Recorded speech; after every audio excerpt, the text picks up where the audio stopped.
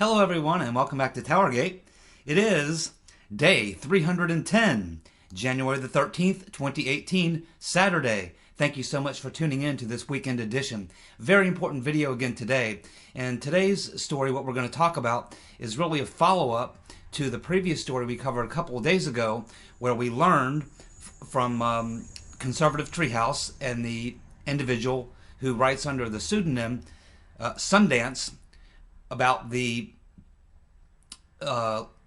Mike Rogers, Admiral Mike Rogers, head of the NSA, when he observed and learned that there was illegal surveillance going on within the agency. And this information came from FOIA requests, which were FOIA requests from the FISA court. And once receiving these documents from the FISA court, even though there were quite a few redactions on names and stuff like that, still you get a pretty good gist of what's going on. Those can be viewed in a PDF file, and the links for those documents are at Conservative Treehouse on these two articles that the one we talked about last week, which revealed what Mike Rogers discovered, and also what we're going to talk about today. The exact same FOIA request documents from the FISA court provided that evidence, and it provides the evidence for what we're going to talk about today. The story that was recently written, I guess it's been posted about 2 days ago, and a couple of you left links for me, and I appreciate that. I do read the Conservative Treehouse every day and follow Sundance quite closely, and so I appreciate you leaving the links for anyone else that wants to read that. But just so you know, yeah, I do check Conservative Treehouse every day and follow Sundance quite closely, as he has done an excellent job with getting FOIA requests. Specifically, he's been targeting the FISA FOIA request as opposed to like Judicial Watch, who seems to be more on the email, the Clinton Foundation, Uranium One, going more to the DOJ and the FBI. Sundance is focusing really a lot on the FISA and the surveillance, and that's what we primarily focus on here on TowerGate. Even though it's all joined together, this is where I try to put most of my focus, because I believe that the dossier is the key to unraveling every bit of this. And I think that's probably the position of Sundance as well. And I think that Son of Nuo is pretty much in the same league. He follows, or pretty much following the same item, that being the dossier, because I think we all believe that it's the thing that when you unravel that, you begin to understand everything else. So basically what I'm going to do, because this is a fairly, I know it's hard to sometimes digest things when they're being read to you. And so what I'm going to do in this story, because it's kind of a lengthy story and it gets kind of complicated, what I'm going to do is I'm going to go through the bullet points of the facts, the supporting facts for the story, go through those in timeline fashion, and then give the kind of the overview of it at the end, so you understand what the article was trying to tell you. So it's crystal clear in your mind exactly what this article is saying and what the evidence from these FOIA requests of the FISA court tell us. Okay, so we have a little bit of background information, but let me go through this here for you. So first, the DOJ and the FBI were working together with Confusion GPS on what Sundance is now calling Operation Trump. Okay, so when you hear the term Operation Trump, that's what we're talking about. Now, the gist of the story, before we get to it, I want to lay out some background information, because you'll need that as we go through the bullet points to, understand what we're talking about here. So keep in mind that in the year 2015, the Inspector General, Michael Horowitz, the custodian, asked for approval to conduct oversight of the DOJ NSD, that's the National Department of Justice National Security Division, which we've already talked about. The National Security Division was an agency or a department within the DOJ that was the most secretive, and this is where all the operations were being flowed to, because they had this wall of protection around them that the DOJ and the FBI did not have. So Horowitz asked for approval to conduct oversight of this NSD, the National Security Division within the Department of Justice. Sally Yates, the deputy AG blocked Mr. Horowitz, the custodian, and you can review that 58-page legal brief that she wrote, which basically told him, no, no, no, Mr. IG, you cannot look inside the National Security Division. This is very important background information to understand how all this was facilitated and how they were able to do it. You also have to keep in mind, for background information, that agencies of the government that are involved in national security related issues, such as the Department of Justice National Security Division or the FBI Counterintelligence, may use the NSA database and FISA-enabled inquiries with less restrictions. Essentially, what this is saying is that the FISA queries, only the National Security Department within the government are allowed to view these things without seeking court approval. So this is why we can now see that this Operation Trump was compartmentalized into FBI Counterintelligence and the Department of Justice National Security Division. Because, number one, the National Security Division could operate outside of the overview of the Inspector General, and because both of these agencies, because they're national security related, could access the NSA database without seeking FISA court approval. Two very important pieces of background information. Keep that in your head. Now, in 2016, the FISA 702-17, and of course the FISA 702 deals with the surveillance, okay? And it's typically relating to, and it was set up because after 9/11 they wanted to be able to listen to or monitor or surveil anyone who might be planning some sort of a terrorist attack or something like that. But it was focused on foreign people, people outside the U.S. And the way it's supposed to work is if you get an American talking to a foreigner, you're supposed to mask the American and only reveal what the foreigner is saying. That's how it was meant to be. Now, the 17 just simply identifies, it just means the queries. Because once the under the FISA 702 you have captured these communications, it is number 17, item 17, which allows you to go in and query and retrieve that data, specifically on whoever it is that you're targeting. So the 2016 FISA 702-17 about queries from national security related entities did not require FISA court approval. That explains why this operation was compartmentalized within the FBI Counterintelligence and the National Security Division of the DOJ. So here's your background. Now let's get to the story, and I'm going to lay this out for you in timeline fashion. So the question, how did the DOJ and the FBI use the dossier to obtain FISA warrants to conduct surveillance on Trump campaign officials? That is the question. Let's go through it.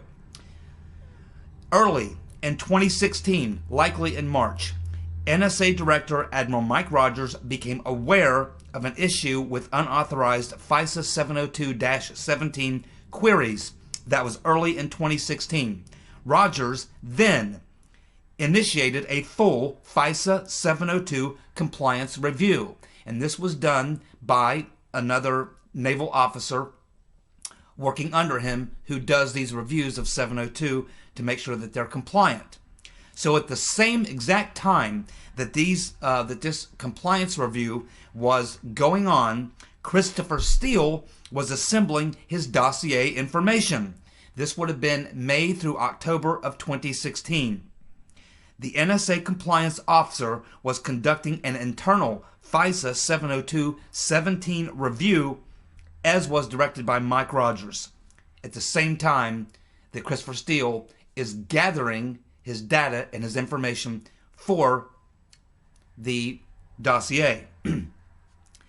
So the NSA compliance officer completed his investigation, and he briefed Admiral Rogers on October the 20th of 2016 that he had found violations.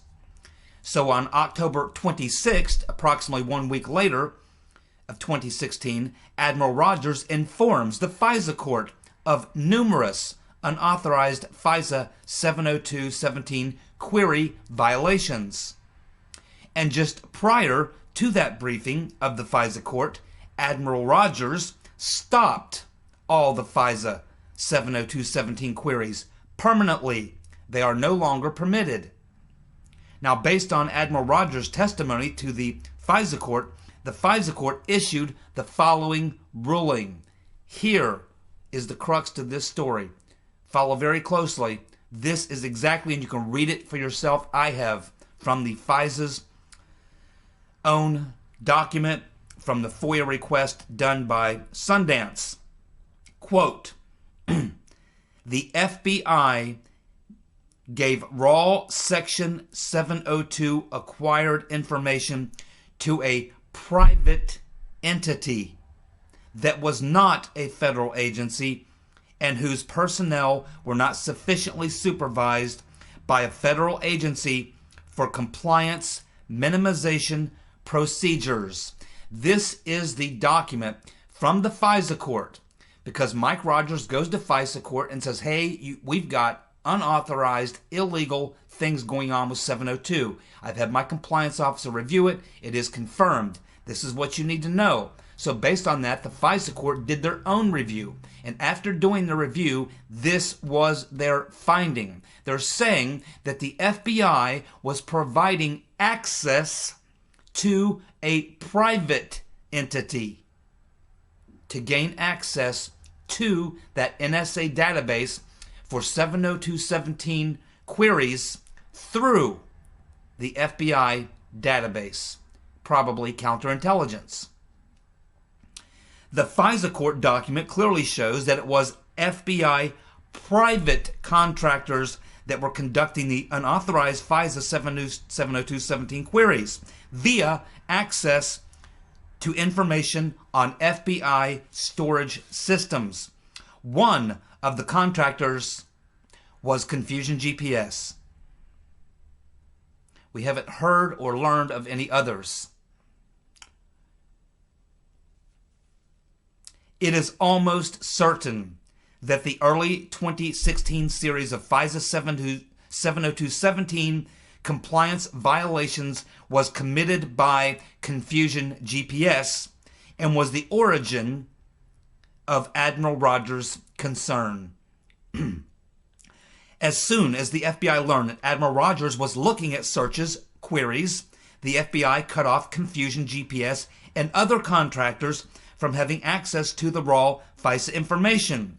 This was effective April 18th, 2016. And the date is clear on the FISA court document. So this is telling us that once Rogers made it known that he was aware of this, the FBI said, uh-oh, we're busted. Shut it down. Do not give Confusion GPS or other contractors any more access to our database, because Admiral Rogers has discovered what is going on. One day after that, on April the 19th, one day after Confusion GPS is cut off from the FBI database, Mary Jacoby, wife of Glenn Simpson and partner at GPS, went to the White House. 1 week later, the Clinton campaign hires Confusion GPS to conduct opposition research on Donald Trump. So as we can see, the Fusion GPS as a private contractor had gained access and was being offered access, given access, had to be done by the FBI, probably counterintelligence, working with the Department of Justice, NSD, had given Confusion GPS access to the FBI database, which allowed them to retrieve information from the NSA database of Section 702.17 queries. This was discovered. The very day after it's discovered, the FBI shuts down and blocks Confusion GPS because they knew they had been caught. The very next day, Mary Jacoby shows up at the White House.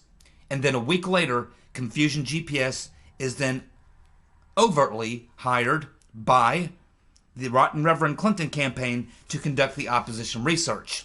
So what you can see is they said, uh-oh, we got caught, but we can't stop. We have to find another way to do this. I guess we're going to have to do it above board. Clearly, some plan was hatched at that meeting at the White House with Mary Jacoby and someone. Speculation is that it might have been Evelyn Farkas, who was the Deputy Associate Secretary of Defense. And we saw her act on MSNBC, did we not? And what did we see after that? Nothing. She went silent. She got the call. Next, after being hired by Clinton via Mark Elias at Perkins & Coie, Confusion GPS hires Nellie Orr.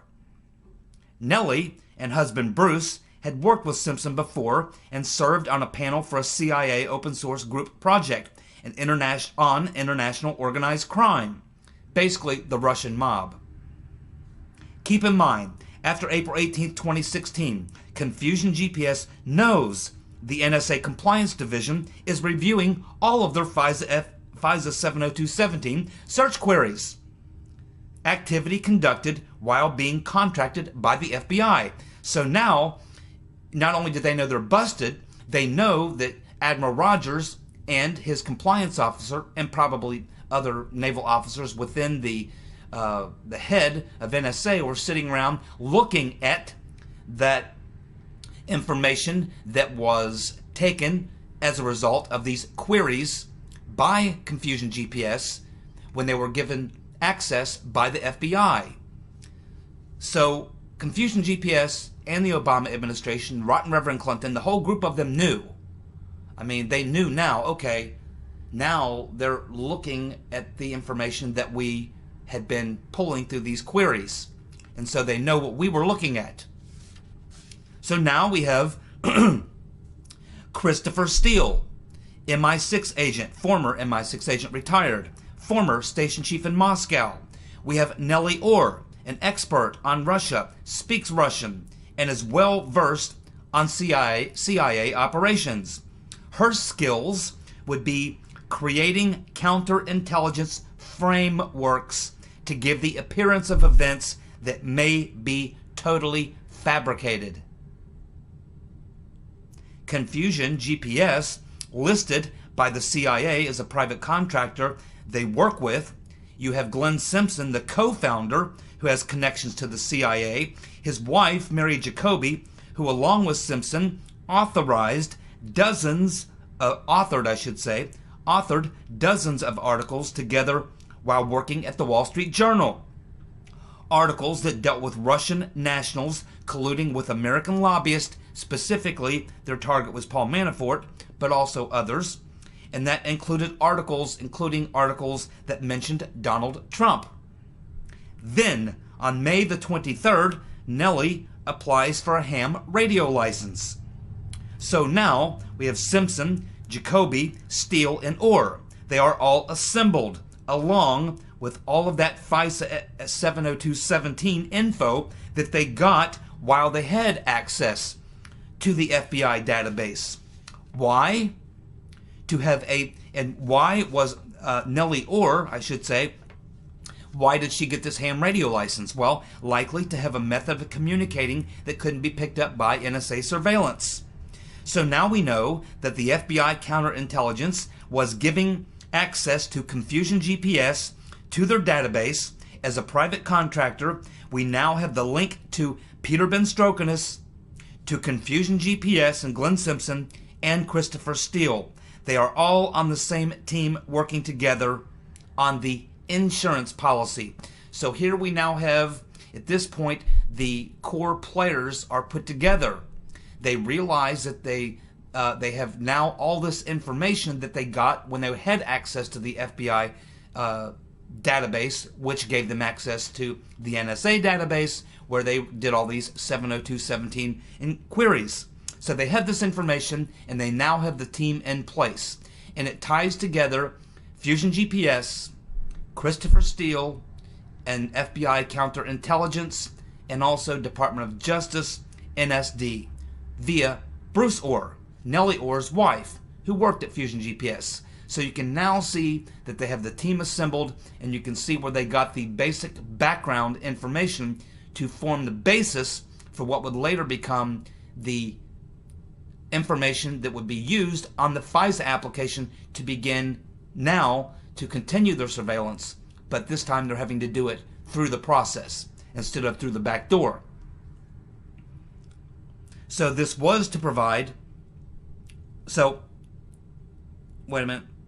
Yes, okay, so the next thing is that we now have Simpson, Jacoby, and Orr passing on the information to Christopher Steele, just as I have been suggesting for the past couple of months, that Simpson, Jacoby, and Orr passed on the information to Christopher Steele, who adds his magic dust, then turns around and gives the information back to the FBI in the form of the Trump-Russia dossier. So it's all cooked up within Fusion GPS, FBI counterintelligence, and the DOJ, NSD. It's manufactured there as raw data. It is then sent to Christopher Steele. He puts his magic dust on it and forwards it back to the FBI. It originated with the FBI, goes to Steele, comes back to the FBI. This was to provide the evidence for further surveillance that would now have to be legit to get access, back access to that NSA database. Now in October 2016, the DOJ lawyers formatted the dossier to obtain a valid FISA application. That was in October 2016. The head of NSA who approved the application was John Carlin.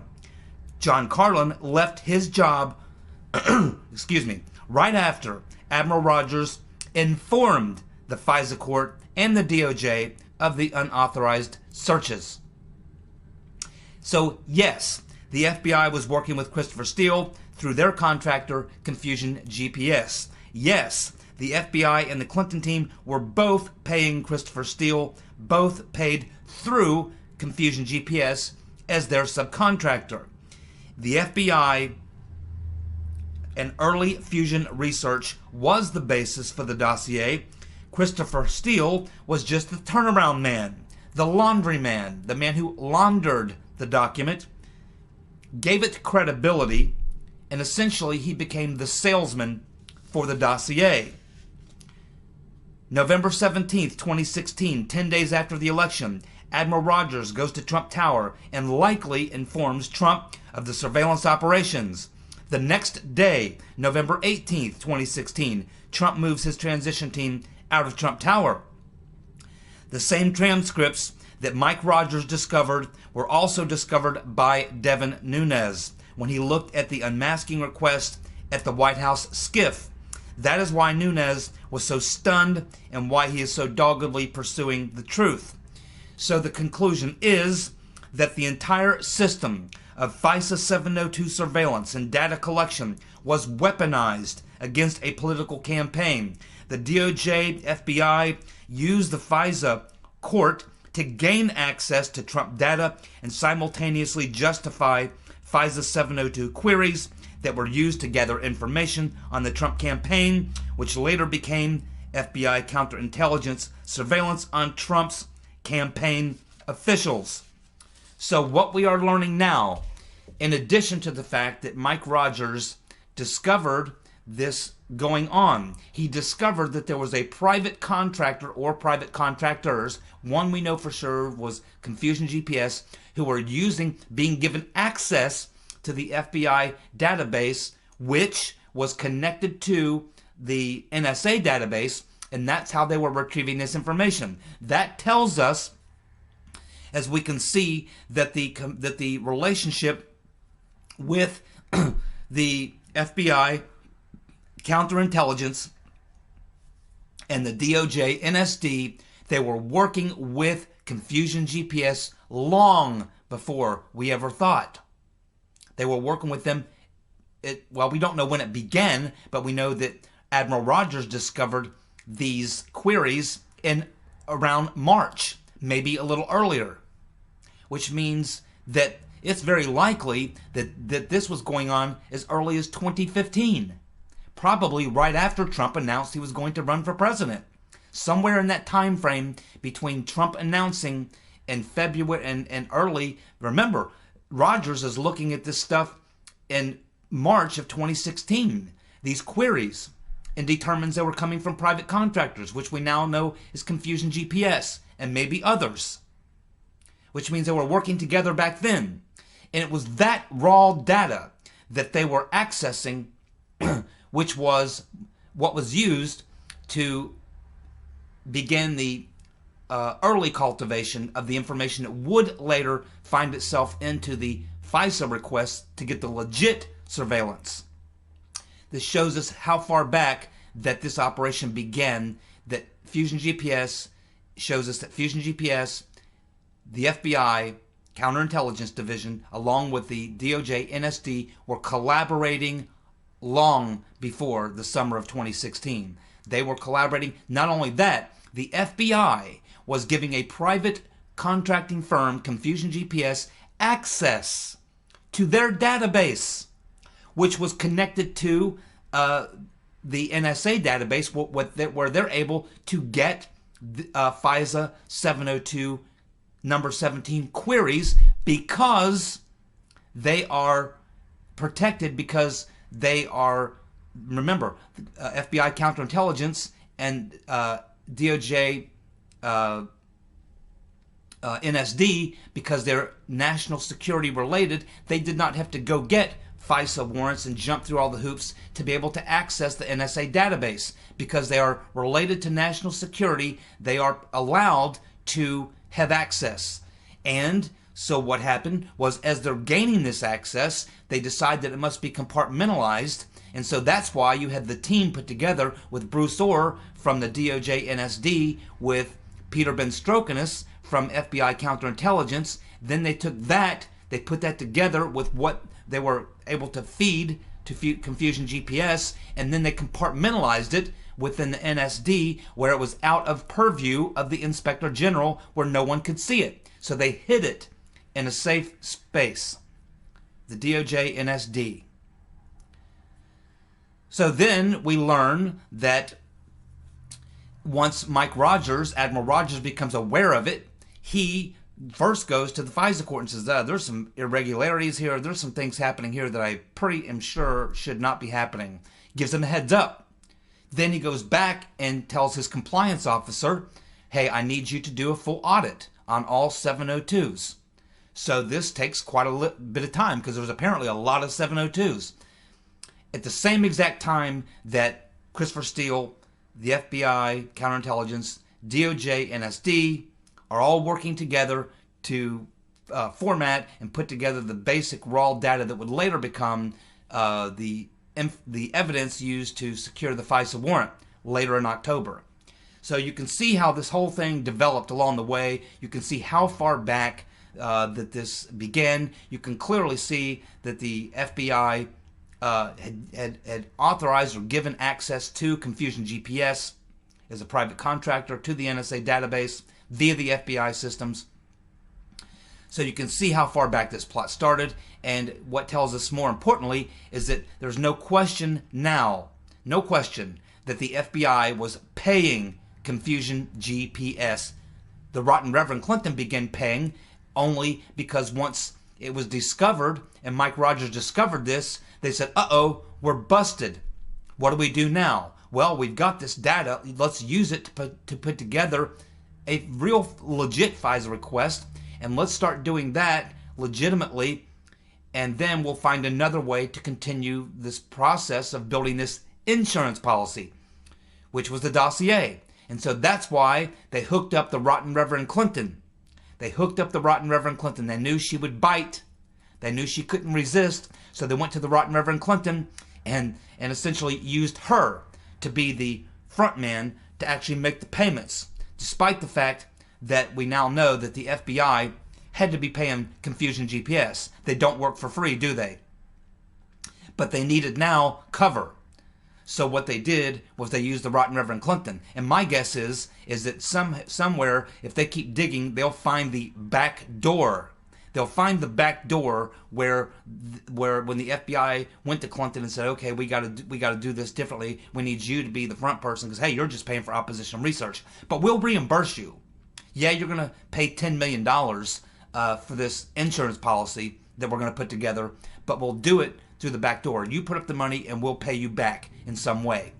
And I'm sure you'll find, if they dig deep enough, that how this payment arrangement worked between initially the FBI and Confusion GPS, and then how the FBI was had to go with Clinton once their cover was blown, and how they had to disguise it and create this elaborate multi-tier payment system of the Clinton campaign to Perkins and Coy, to their attorney, Mark Elias, who was also Clinton's attorney for her campaign, then to Fusion GPS, then everything else at this point doesn't really matter. Because as I've been saying, Christopher Steele was just a front man.